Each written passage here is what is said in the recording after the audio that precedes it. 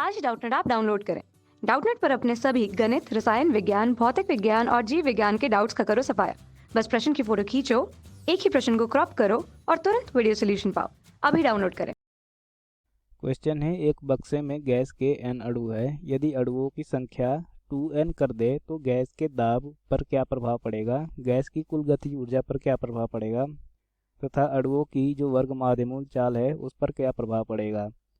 तो हमें यहाँ पे दे रखा है कि एक बक्से में गैस के n अणु है, तो इन n अणु से जो गैस के मोलों की संख्या होगी उसको अगर n1 मान लिया जाए तो यहाँ से इसका मान हो जाएगा कितना, n/m के बराबर, जहाँ पे जो m है ये इसका गैस का अणु भार है।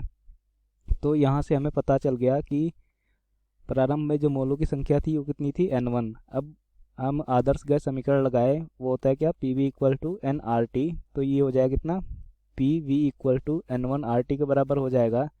अब दे रखा है कि अणुओं की संख्या दो गुनी कर दी जाए, मतलब 2n कर दिया जाए, तो यहाँ से जो n2 का मान हो जाएगा, जो मोलों की संख्या अब हो जाएगी वो हो जाएगी कितना, n2 इक्वल टू 2n/m के बराबर हो जाएगी।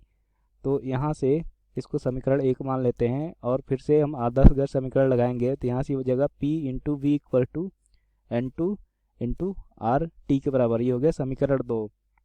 अब हमें दे रखा है कि जो n1/n2 का मान है वो कितना दे रखा है, ये दे रखा है हमें 1/2 के बराबर। और पहली स्थिति में जो दाब है उसको हम P1 ले लेते हैं, दूसरी स्थिति में जो दाब है उसको P2 ले लेते हैं। यहाँ पे हमें जो क्वेश्चन में दिया है वो है कि एक बक्सा है, मतलब इसका जो आयतन है वो तो समान ही रहेगा, आर तो सेम ही रहेगा, और टी के बारे में कुछ नहीं दिया है, मतलब टी भी सेम ही है। यहाँ से हम क्या करते हैं, इक्वेशन 1 को इक्वेशन 2 से डिवाइड करेंगे तो ये हो जाएगा क्या, P1V equal to n1RT divided by P2V equal to n2RT।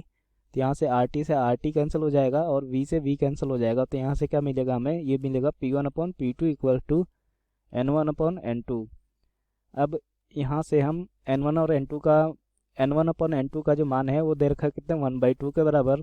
तो यहाँ से जो P2 का मान आ जाएगा वो कितना आ जाएगा, ये हो जाएगा 2P1 के बराबर। मतलब अब जो दूसरी स्थिति में जो दाब है वो पहली स्थिति के दाब का 2 गुना हो जाएगा। तो यहाँ से जो दाब है वो 2 गुना हो जाएगा, ये हमें पता चल गया। अब हम निकालते हैं कि जो अणुओं का वर्ग माध्यमूल चाल है उस पर क्या प्रभाव पड़ेगा। तो जो वर्ग माध्यमूल चाल है उसका फॉर्मूला होता है VRMS इक्वल टू √3RT/m। अब चूंकि गैस एक ही है तो यहाँ पे जो m होगा ये नियत हो जाएगा और 3R का जो मान होता है वो भी नियत होता है। मतलब जो VRMS है वो केवल यहाँ पे ताप पर निर्भर करेगा। अब चूंकि जो गैस है उसका ताप तो सेम है, इसलिए जो VRMS होगा वो VRMS जो पहली स्थिति में होगा वो भी VRMS दूसरी स्थिति में होगा, मतलब ये दोनों सेम हो जाएंगे। मतलब उसका जो वर्ग माध्यमूल चाल है उस पर कोई प्रभाव नहीं पड़ेगा।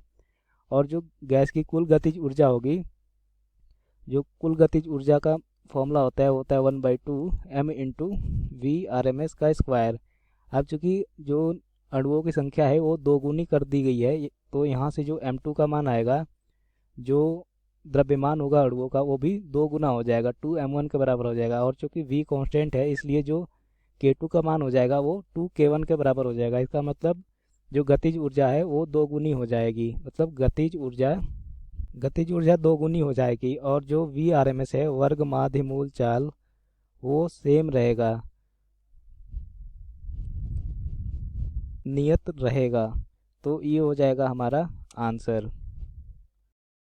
कक्षा 6 से 12वीं से लेकर नीट, IIT, JEE वो एडवांस के लेवल तक 1 करोड़ से ज्यादा छात्रों का भरोसा।